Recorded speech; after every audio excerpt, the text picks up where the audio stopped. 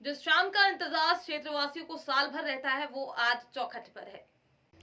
पिछले 2 वर्ष भयावह महामारी को हराने के बाद हर साल की तरह इस बार फिर खाचरौद क्षेत्र पूरे उत्साह के साथ तैयार रहा। अपनी परंपरा और संस्कृति की धरोहर, ढोल ग्यारस, आकर्षक झांकियां और अखाड़ों के करतब का स्वागत करने के लिए खाचरौद में देवझुलनी ग्यारस पर्व को एक अनूठे स्वरूप में मनाए जाने की परंपरा है। एक भव्य सामूहिक चल समारोह जिसमें नगर में स्थित करीब 15 से 20 मंदिर समितियां ट्रैक्टर ट्रॉली पर सवार शानदार झांकियां निकालती हैं। ये झांकियां ही इस जुलूस का सबसे बड़ा आकर्षण है। हर झांकी में पालने पर ठाकुर जी की छोटी मूर्ति विराजित होती है और साथ होती है एक नयनाभिराम धार्मिक कथानक पर आधारित आकर्षक कलाकृति। इस पूरी झांकी को रंग बिरंगी लाइट से सजाया जाता है जो रात को चकाचौंध से भर देती है। झांकियों के अलावा जुलूस में 4 अखाड़ों के खिलाड़ी अद्भुत अकल्पनीय शारीरिक कला का प्रदर्शन करते हुए चलते हैं। पूरी रात झांकियों का कारवां उत्साही ग्रामीण और शहरी दर्शकों की भीड़ से खचाखच भरे नगर की प्रमुख मार्गों के फेरे लगाए। एक झलक देखने को हर कोई अपने कदम झांकियों की ओर बढ़ाता दिखा। हर कोई अपने मोबाइल में झांकियों और अखाड़ों की करतबें कैद करते दिखा। वहीं झांकियों को निहारने आए हजारों भक्तों के लिए पुरानी परंपरा को निभाते हुए प्रसादी भंडारे की व्यवस्था भी की गई। अवैध रूप से हो रही गांजे की खेती को पुलिस ने उजागर किया। बिस्टान वरिष्ठ पुलिस अधिकारी एवं अनुविभागीय अधिकारी संजय चौहान के मार्गदर्शन में बिस्टान पुलिस द्वारा गांजे की खेती पर कार्यवाही की गई। मुखबिर से सूचना मिली कि लक्ष्मण पिता मगन तोमर निवासी पुराना सरपंच फालिया ग्राम दामखेड़ा ने अपने घर के पास तुअर के खेत में गांजे के पौधे लगा रखे हैं। पुलिस मुखबिर की सूचना पर त्वरित कार्यवाही करते हुए थाना प्रभारी रमेश तिवारी के निर्देशन में टीम गठित की गई जिसमें उप निरीक्षक पप्पू मौर्य एवं अमित पवार, सहायक उप निरीक्षक शक्ति सिकरवार, प्रधान आरक्षक मुकेश यादव, आरक्षक दुल सिंह चौहान, भारत सोलंकी, अशोक पाटीदार, दीपक सोनी, राहुल आटपाड़कर ने त्वरित कार्यवाही करते हुए खेत की घेराबंदी की। ये देखकर आरोपी तुअर के खेत में भागने लगा और उसे पकड़ा। नाम पूछने पर अपना नाम लक्ष्मण पिता मगन उम्र 35 साल निवासी दामखेड़ा बताया। संदेही के खेत में तुअर की फसल है, इसके साथ गांजे के पौधे लगे हुए हैं जिसे तोड़कर सूंघने पर अवैध मादक पदार्थ की पुष्टि हुई। गांजा उगाने के लिए लाइसेंस परमिट पूछने पर नहीं होना बताया। कुल 35 पौधे जिसका वजन 10 किलो 100 ग्राम होना पाया। विधिवत जब्त कर लक्ष्मण को धारा एनडीपीएस एक्ट के तहत गिरफ्तार कर अपराध पंजीबद्ध किया गया है। नगर में जल झुंझुनी एकादशी का पर्व बड़े हर्ष और उल्लास के साथ मनाया गया। नगर में जल झुंझुनी एकादशी का पर्व बड़े हर्ष और उल्लास के साथ मनाया गया। नगर के सभी मंदिरों से देव विमान निकले। भव्य शोभा यात्रा के साथ छतरी चौक से श्री राम मंदिर से विमान में विराजित भगवान की शोभा यात्रा सदर बाजार होते हुए सभी मंदिरों के देव विमानों ने बैंड बाजों के साथ नगर के मुख्य मार्गों से भ्रमण किया। शाम 6 बजे कंठाली नदी के तट पर पहुंचकर किश्ती में 2-2 देव विमानों को रखकर कंठाली नदी में उतारकर भगवान श्री कृष्ण का जलाभिषेक किया। भगवान का जलाभिषेक देखने के लिए नदी तट पर सैकड़ों की संख्या में नगर के श्रद्धालु आए। कोरोना काल के दौरान निजी स्कूल में वेतन विसंगतियों को दूर करने की एवज में रिश्वत मांगने वाला श्रम इंस्पेक्टर लोकायुक्त पुलिस के हत्थे चढ़ा। मंगलवार को लोकायुक्त ने कार्यालय में स्कूल संचालक से 80,000 रुपए की रिश्वत लेते गिरफ्तार किया। लोकायुक्त डीएसपी संतोष भदौरिया ने बताया कि बड़गांव के निजी स्कूल संचालक ने कोरोना काल के दौरान वेतन वितरण का मामला निपटाने के लिए श्रम इंस्पेक्टर सपन गोरे ने स्कूल संचालक आदित्य से 1.5 लाख रुपए की रिश्वत मांगी थी। 80,000 में सौदा तय हुआ। इसकी शिकायत आदित्य ने लोकायुक्त को की जिसके बाद योजनाबद्ध तरीके से कार्यवाही करते हुए मंगलवार को कार्यालय में रिश्वत लेते पकड़ा। तो वो देना नहीं चाहता था, ये जबरदस्ती कर रहा था। क्या नाम बता मेरा संतोष सिंह भदौरिया आरोप फरियादी का आदित्य और इसका है सपन गोरे। किस पद पे है? ये निरीक्षक है श्रम जिला खरगोन। सर अकेले है कि और कोई इन्वॉल्व है? गाँव ब्लॉक में बड़गांव के पास एक प्राइवेट स्कूल है, ये आदित्य इसके वो मालिक हैं। उनके द्वारा श्रम निरीक्षक श्री गोरे सपन गोरे द्वारा उनको नोटिस दिया गया था कि कोरोना काल में और बाकी काल में श्रमिकों का भुगतान जो है प्रॉपर तरीके से नहीं किया गया, उसमें कम भुगतान किया गया, जिसके एवज में इनके द्वारा 1.5 लाख रुपए की मांग की जा रही थी। फिर बाद में बात होते होते 80,000 रुपये पे फिक्स हुआ कि 80,000 रुपये दोगे तो हम तुम्हारा केस ख़त्म कर देंगे। इस पर लोकायुक्त पुलिस अधीक्षक को इनके द्वारा आवेदन दिया गया, जिस पर इंदौर लोकायुक्त इकाई द्वारा कार्रवाई की गई और 80,000 रुपये लेते हुए इनकी ऑफिस में रंगे हाथों पकड़ा गया। क्या कार्रवाई की जाएगी सर? अब इनको जो है इनके खिलाफ कार्रवाई करके, चालानी कार्रवाई करके कोर्ट में पेश किया जाएगा। डिंडोरी जिले में अंधविश्वास और जागरूकता के अभाव में लोग आज भी गुनिया पंडा का सहारा ले रहे हैं। जिला अस्पताल में सर्पदंश पीड़ित बच्चे की झाड़ फूक पंडा करता रहा। पंडा ने कहा जहर निकालने के लिए अस्पताल आए हैं। डिंडोरी में आदिवासी बाहुल्य जिला के ग्रामीण क्षेत्रों के बाशिंदे आज भी स्वास्थ्य व्यवस्थाओं पर कम और झाड़ फूक पर अधिक विश्वास रखते हैं। कहीं न कहीं ग्रामीण क्षेत्रों में जागरूकता का अभाव स्पष्ट देखा जा सकता है। भोले भाले ग्रामीणों को जहां मेडिकल व्यवस्था पर कम झाड़ फूक के माध्यम से बीमारियों को दूर करने पर अधिक भरोसा किया जाता है, ग्रामीणों के भोलेपन के चलते आज भी गुनिया पंडा झाड़ फूक के मकर जाल में ग्रामीणों को जकड़े हुए है। ताजा मामला समनापुर जनपद क्षेत्र के अंतर्गत ग्राम टिकरिया गांव का है, जहां 15 वर्षीय सोमवती को खेत में काम करने के दौरान जहरीले सांप ने डस लिया। 15 वर्षीय नाबालिग को सर्प ने उसके पैर में काट लिया, जिससे उसके पैर में सूजन आ गई। वहीं परिजनों ने सर्पदंश पीड़िता को डिंडोरी जिला चिकित्सालय में लाकर भर्ती कराया, जहां पंडा के द्वारा भर्ती नाबालिग बच्ची की झाड़ फूक इमरजेंसी वार्ड में ही शुरू कर दी। इस मामले में पंडा ने बताया कि वो जहर बाहर निकाल रहा है। जिले में आज भी जागरूकता के अभाव के कारण ग्रामीणों को सिर्फ डंस हो या बीमारी, अस्पताल होने के बाद भी गुनिया पंडा का सहारा ले रहे हैं। क्या नाम है आपका? नाम क्या है आपका? गुड्डा। तो ये कहाँ की बच्ची है जिसको सर्पदंश का शिकार होना पड़ा है? कहाँ की है? तो कितने समय सर्प ने काटा था उसको? तो अभी आपने झाड़ फूंक किया है जिला अस्पताल में? विष निकाला है आपने झाड़ फूंक से? आपका शुभ नाम क्या है? कहाँ के निवासी हैं? बड़ा सत्कार गुड्डा ही नाम है, गुड्डा महाराज। भौरासा नगर में अनूठी परंपरा भगवान के ढोल के आगे होता है अनूठा नृत्य। आश्चर्य ये है कि वे बेमौसम ढोलों के साथ कच्ची कैरियां नजर आती हैं।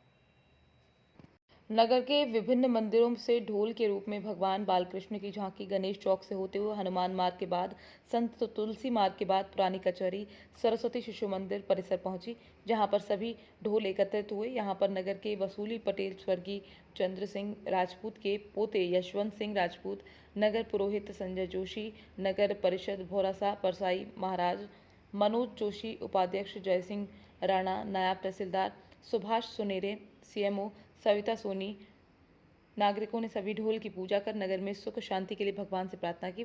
यहीं पर विधायक प्रतिनिधि राजेंद्र यादव, पूर्व मंडल अध्यक्ष आराम सिंह ठाकुर, छोटेलाल लोधी, धर्मेंद्र ठाकुर, विनोद डोडिया, सचिन यादव, ये सभी नागरिकों द्वारा सभी समाज के ढोल के साथ उनके समाज अध्यक्ष व मंदिर पुजारियों को साफा बांधकर पुष्प माला पहनाकर स्वागत किया गया।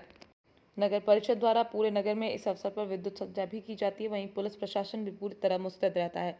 नगर में जगह जगह सभी मंदिरों के ढोल का स्वागत किया गया, जिसमें सभी समाजजन उपस्थित रहे। मंदसौर जिले के भानपुरा के बाबूलदा में निकाली गई दोपहर बाद जलजूझनी 11 को लेकर झांकियां, जिन्हें व्यवहार भी कहा जाता है। जलजूझनी 11 पर आज के दिन भगवान श्री कृष्ण का श्रृंगार किया जाता है। इसको लेकर ढोल श्रृंगार सजाए जाते हैं। इस आयोजन को ढोल 11 का नाम दिया गया है। बाबुलदा नगर में कई मंदिरों के व्यवहार झांकियों के रूप में निकाले गए। जगह जगह स्वागत हुआ। हजारों की संख्या में भक्त नजर आए, तो वहीं अखाड़े ने लोगों का मनोरंजन किया। व्यवहार को ले जाकर आरती के पश्चात प्रसाद बांटे गए। उसके बाद इसका समापन किया गया।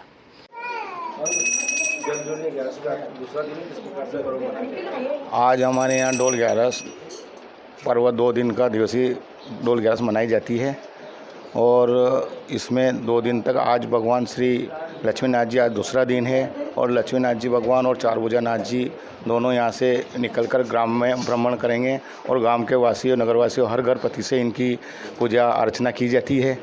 और उसके बाद श्री चारभुजानाथ मंदिर 4 बजे करीबन पटले के मंदिर पहुंचते हैं और वहाँ पर इनकी महाआरती होती है। उसके बाद 5:15 बजे लक्ष्मीनाथ मंदिर पे जाके इनकी पूजा होती है। और हमारे यहाँ के महाकाल के राजा, जैसे उज्जैन के राजा महाकाल है, उसी प्रकार हमारे यहाँ के राजा लक्ष्मीनाथ जी है और उनकी क्या प्रशंसा करूँ, उनकी प्रशंसा काफ़ी कम है और उनके यहाँ पर जो भी कार्य बोल जाता है वो कार्य आप स्वयं हो जाता है। मेरा नाम सत्यनारायण टेलर है और यहाँ का उप सरपंच हूँ। ढोल 11 को लेकर किस प्रकार की तैयारी की जाती है? हमारे यहाँ पर बहुत सारी तैयारी, पूरे दिन भर जो तैयारी चलती है तीनों मंदिर की। बाहर से बहुत मेहमान आते हैं, गांव के आसपास के इकट्ठे होते हैं सभी। और बहुत धार्मिक लक्ष्मीनाथ की मूर्ति जो बहुत धार्मिक मूर्ति है हमारे यहाँ पर और बहुत जोरदार कार्यक्रम चलता है और रात भर चलता रहेगा। आज रात को पूरी रात भर चलता रहेगा।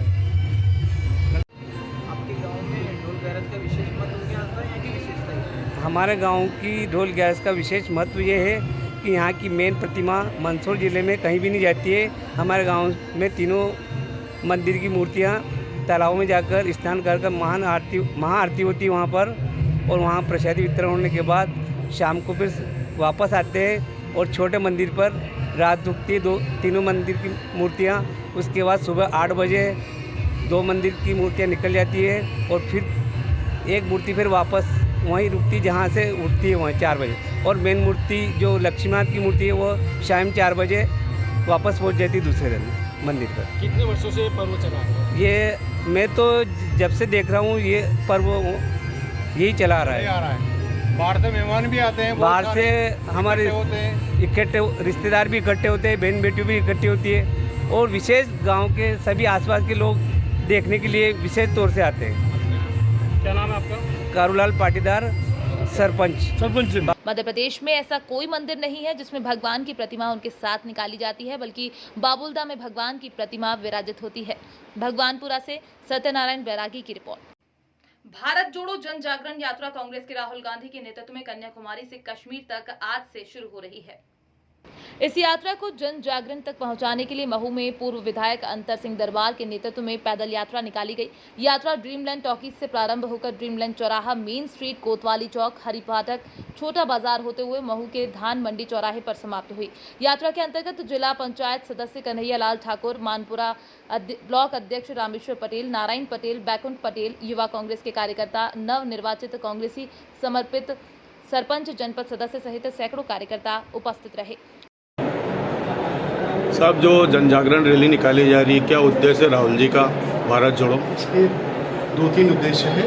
तो राहुल जी द्वारा जो आज से यात्रा शुरू कर रहे हैं, भारत जोड़ो यात्रा, उसी के तारतम्य में दूसरा, किसानों का जो कर्जमाफ हमारे बहुत में छूट गया है, सेकंड स्पेल का 3 तहसीलों का हो गया मऊ को छोड़ करके, इसलिए किसान ओवरड्यू हो गए, और ओवरड्यू किसानों को ना तो सोसाइटी नगद खाद दे रही है, ना अपने खातों पर खाद दे रही है।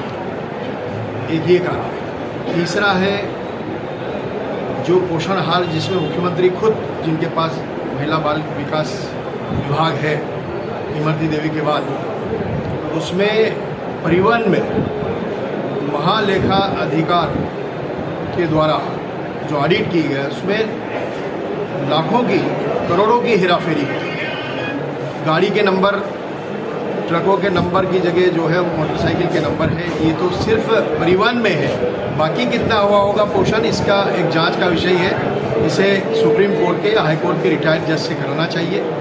ऐसी सब मांगों को लेकर के आज ये रैली का आयोजन किया गया। आप क्या उद्देश्य देना चाहेंगे भारत जोड़ो? कहना चाहेंगे कि भारत जोड़ो यात्रा जो है उससे इस देश में राहुल जी द्वारा जो कांग्रेस का इतिहास है, आज़ादी के समय से लेकर के देश के निर्माण में, वो कहीं पीछे छूटता जा रहा है, इतिहास को बदला जा रहा है। इन सब बातों को लेकर के राहुल जी 3500 किलोमीटर की पद यात्रा कर रहे हैं।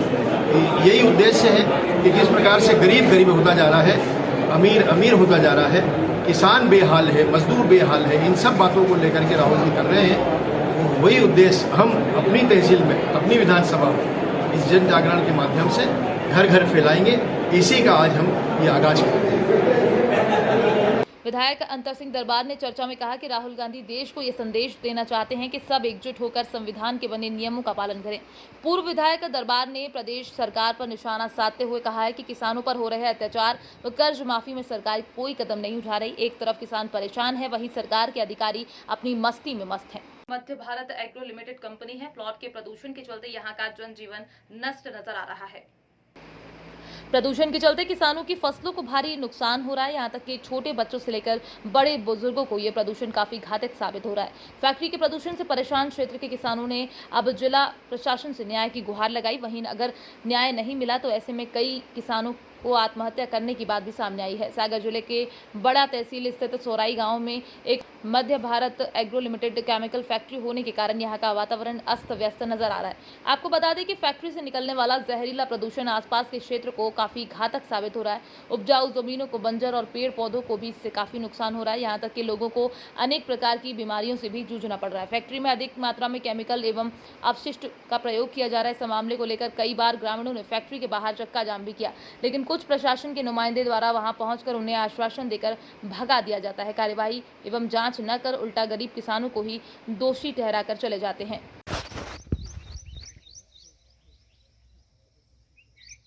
तो भाइयों, हम ग्राम सौरी तहसील मंडला जिला सागर मध्य प्रदेश से हैं। हमारे यहाँ जो ये मध्य भारत एग्रो प्रोडक्ट कंपनी है, यहाँ पे एसिड का उत्पादन होता है। ये जो एसिड से खतरनाक केमिकल और धुएँ निकल रहे हैं इनकी चिमनियों में से, उससे हमारी फसल का ये हाल हो रहा है। और लगातार 2-3 साल से हम लोग परेशान हैं। ये सारे फसल का, ये इतनी अच्छी बनी बनाई फसल, ये कम से कम 15,000 रुपये क्विंटल का हमने बीज लिया था। इसमें कम से कम हमारी 1 एकड़ में 40,000 रुपये की लागत है, जिसका आखिरी वक्त ये हाल हुआ है। आप देख सकते हैं, आपको दिखा रहे हैं। और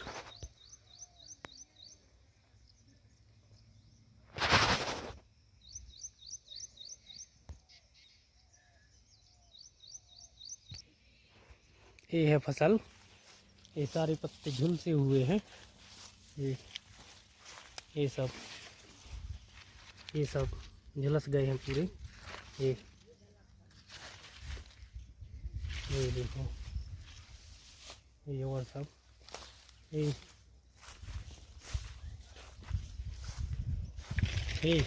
ऐसे ये बेर का पेड़ है। ये देखो, ये स्थिति होती है पेड़ों की यहाँ पे। ये पूरी ये आंवली, ये पूरी झुलसी हुई है ऊपर से। ये सब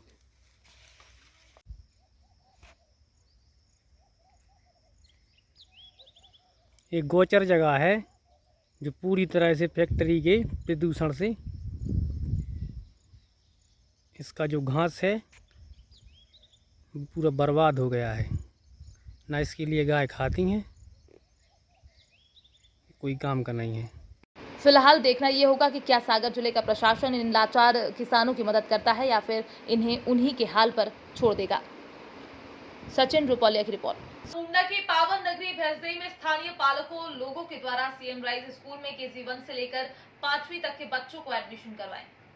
स्कूल सत्र लगभग 2 महीने होने को आए, लेकिन न ही स्कूल में बच्चों की बैठने की व्यवस्था है और न ही उनके शौचालय की। पालकों का कहना है कि सीएम राइज स्कूल को लेकर शासन के द्वारा जो बड़े बड़े दावे किए गए थे वो खोखले साबित हो रहे हैं।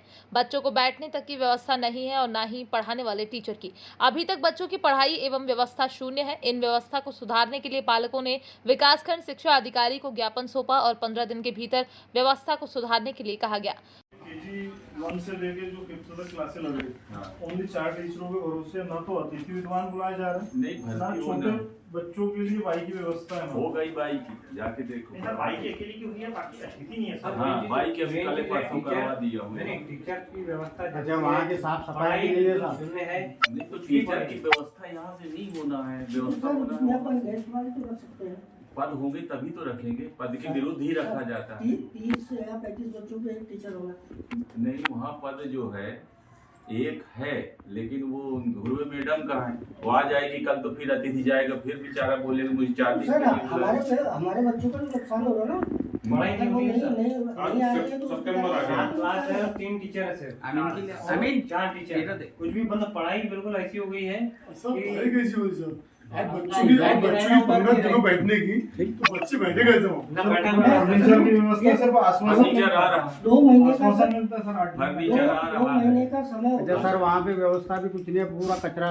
विकासखंड शिक्षा अधिकारी ने इन व्यवस्थाओं को सुधारने के लिए 1 महीने का आश्वासन दिया है और कहा है कि 1 महीने के उपरांत सारी व्यवस्थाएं ठीक हो जाएंगी। भैंसदेही से मनीष राठौड़ की रिपोर्ट। नवनिर्वाचित नगरपालिका अध्यक्ष नीतू सिंह परमार एवं पार्षदों के पोस्टर पर काले पोतने से नाराज राजपूत समाज करनी सेना ने रैली निकालकर एसडीएम को ज्ञापन सौंपा।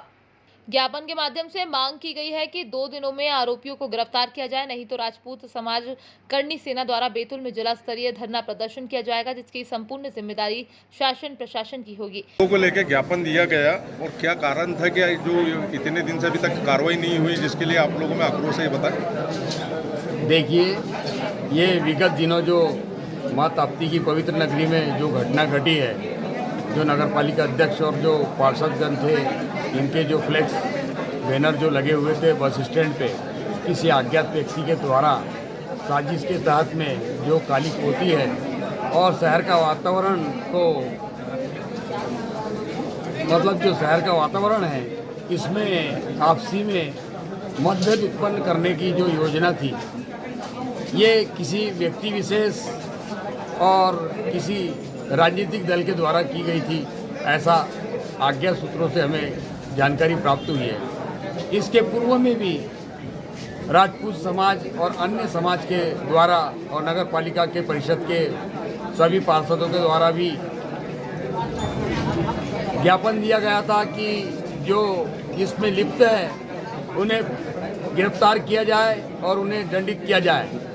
उसके बाद में अभी 3-4 दिन पहले हमारे स्थानीय विधायक आदरणीय सुखदेव पानसे जी के भी द्वारा एक मातृशक्ति के अपमान के विरोध में मुल्ताई के वातावरण को सही रखने के लिए सही अपराधी की गिरफ्तारी की मांग की गई थी। मुझे तो ये नहीं मालूम है कि कानूनी कार्रवाई अभी तक की क्यों नहीं की गई है और किस लिए, किसके दबाव में प्रशासन ने रोकी है। हम चाहते हैं निष्पक्ष रूप से जो रियल में इसके दोषी हो उसे पकड़कर कठोर से कठोर कार्रवाई करे, ताकि इस प्रकार का वातावरण शहर में कभी दोबारा न हो और इसके पीछे जो भी साजिश है वो सब जनता के सामने आए। इतना ही मैं कहना चाहता हूँ। ज्ञापन देने वालों में राजपूत समाज करनी सेना के सदस्य बड़ी संख्या में उपस्थित रहे। मुल्ताई से मोहम्मद अफसर की रिपोर्ट। ढोल ग्यारस के पावन पर्व पर धार जिले के तिरला नगर में झिलमिलाती झांकियों का कारवा निकला। ढोल ग्यारस पर नगर के मंदिरों से ढोला नगर भ्रमण पर निकला, जिसका जगह जगह पर पुष्प वर्षा करते हुए स्वागत किया गया।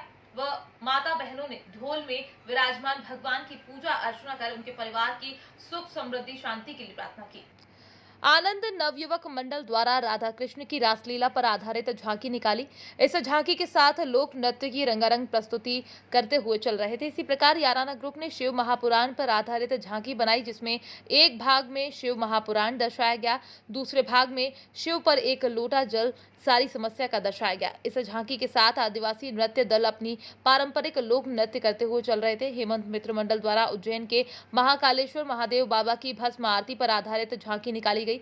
इसी तरह श्री कृष्ण नवयुवक मंडल की झांकी के प्रथम भाग में हनुमान जी द्वारा राक्षसों का अंत करते हुए बताया, दूसरे भाग में रावण वध करते हुए दर्शाया गया था। आजाद क्लब प्रेमनगर द्वारा केदारनाथ भगवान पर आधारित झांकी निकाली। इसके साथ ही वीर तेजाजी मंडल, आदर्श क्लब आदि अन्य मंडलों ने भी झांकियां निकाली।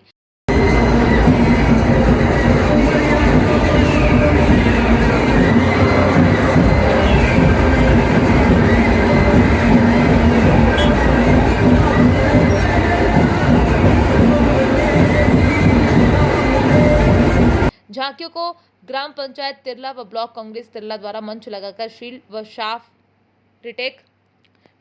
छाप पहनाकर स्वागत किया गया। झांकियों को देखने के लिए दूर दूर से लोग आए थे।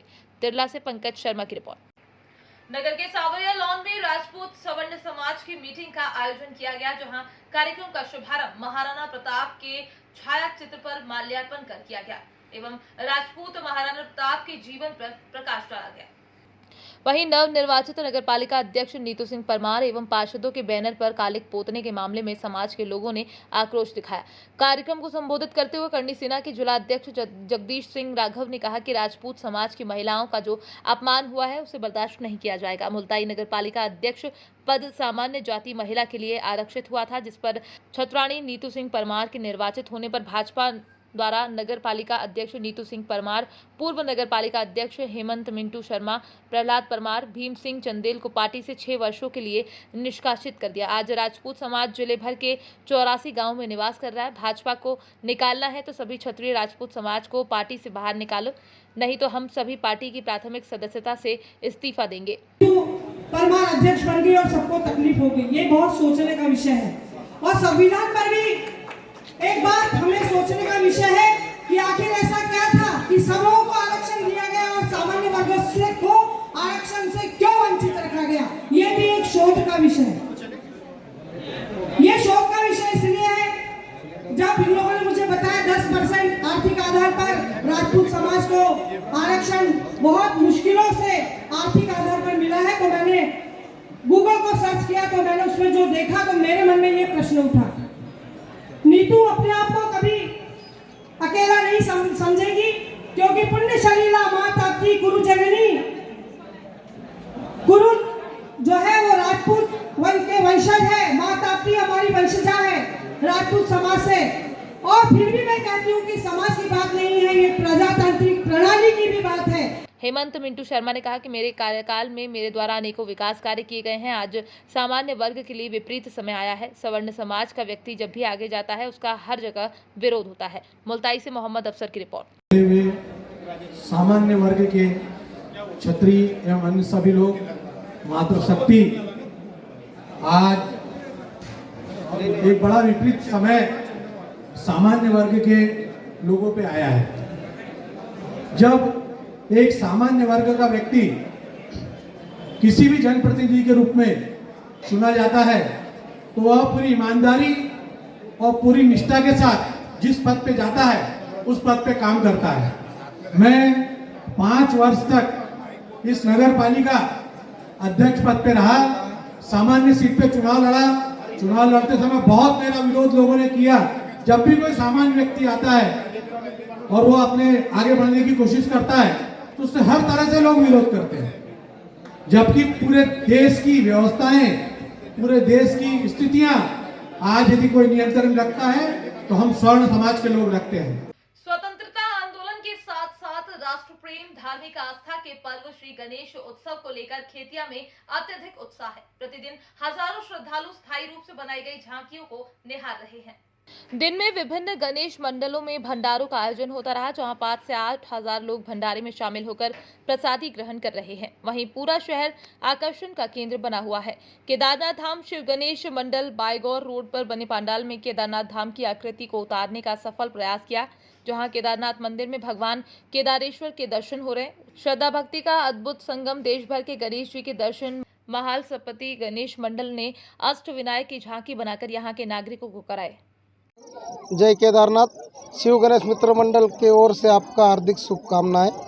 हमने ये झांकी कपड़े में और जो हमारे डांडी प्लेट आती है उससे तैयार करी है और हमारे साथियों ने रात दिन मेहनत करी और हमने मेहनत करके इसको सफल करा। इसके बावजूद जो भक्तों को आनंद आ रहा है उससे हमको डबल खुशी होती है। और बाबा केदारनाथ के दर्शन लेने के लिए कई लोग चाहते थे हम भाई दर्शन के लिए जाए, पर वो जा नहीं पाते, इसलिए हमने ये सोच रखी कि हम बाबा को यही विराजमान। वर्ष की तरह इस वर्ष भी हमने अष्टविनायक की झांकी बनाई है। हर वर्ष हम कुछ न कुछ नया करते हैं मंडल की ओर से, और हर साल हम गणेश जी स्थापित करते हैं प्लस झांकी बनाते हैं कि हमारी अष्टविनायक की झांकी है। यह 8 गणपति, अष्ट गणपति जो है महाराष्ट्र में, उनके दर्शन करवा रहे हम। खेतिया शहर में स्थापित गणेश प्रतिमाओं को निहारने देर शाम से ही महिला, बच्चे और बड़ों का तांता लगा रहा। खेतिया से जयेश पटेल की रिपोर्ट। मध्य प्रदेश की सबसे बड़ी कपास मंडी में शुमार खरगोन के बीटीआई रोड आनंद नगर कपास मंडी में नए कपास की आमद हुई है।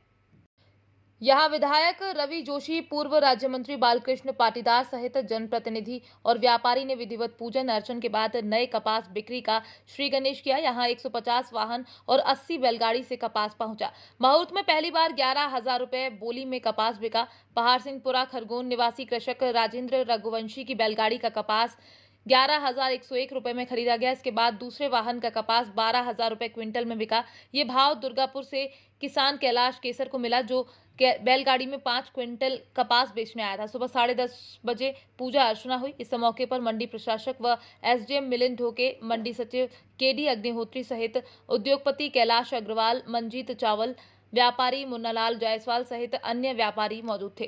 खरगोन से कड़वा निहाली की रिपोर्ट।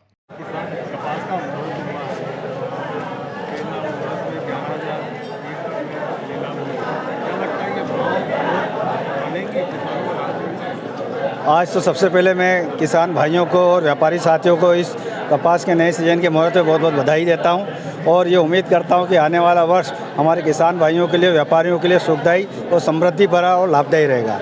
जहाँ तक भाव का सवाल है, 11,001 के भाव खुले हैं। जैसे जैसे कपास सूखा आते जाएगा, कपास के भाव अच्छे होंगे। इस बार सबसे अच्छी बात है कि फसल सबसे अच्छी आ रही है और फसल के साथ साथ उसकी क्वालिटी, पिछले 4 सालों में जो क्वालिटी नहीं आई है वो क्वालिटी इस बार आ रही है। इसके लिए उम्मीद है कि कपास के भाव और अच्छे जाएंगे, लेकिन जैसे जैसे कपास सूखते जाएगा वैसे कपास के भाव और अच्छे आते जाएंगे। वर्षों के मुकाबले आवक कम नज़र आ रही है। एक्चुअली में अभी आवक ज़रूर कम है, लेकिन हमारी उम्मीद से आज आवक ज़्यादा है, क्योंकि कपास लेट बोया गया है। क्योंकि पिछले कुछ सालों से जब कपास की सोइंग अप्रैल महीने में होती थी तो कपास इस टाइम नुकसान हो जाता था और लोगों को काफ़ी फसल भी कम आती थी और क्वालिटी भी डाउन आती थी।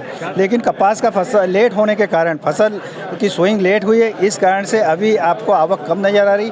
लेकिन जैसे जैसे दिन गुजरते जाएंगे और धूप बढ़ती चली जाएगी, आवक भी बढ़ती चली जाएगी।